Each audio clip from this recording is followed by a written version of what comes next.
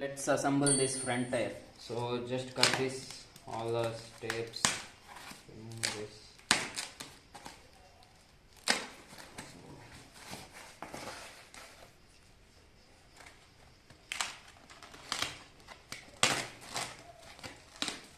Just remove this, all the tapes and wrappers. So after removing this, you have to. So after this, get this tire and you have to first make it loose. These bolts you have to loose. So here is a washer to hold it to the frame. So this side and both side. So both side you have the washers and you should look. See, this disc brake should come always on the left side. So this alignment should be fitted in this. So like this. So one you have to just like take this and keep this in the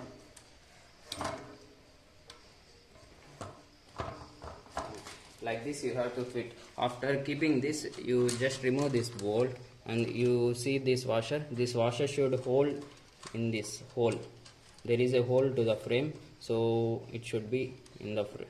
Hold it to the hole, go into the hole and you have to fit this like this.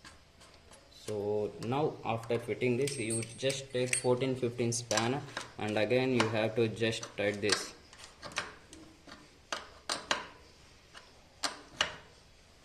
So after tightening this, it will hold strong. So even when you are doing some stunts or any up and downs, it won't come out of this tire. If you are fitting this front tire, you have to see this disc brake should go into this disc plate as a hole in that, and you should keep this. First loose this brake and it should be seated like this. So here the disc plate must go inside this disc plate, then only this can be sit perfectly in this. And as it is, I said you just take this washer and you keep this washer inside this hole like this and just tight this nut.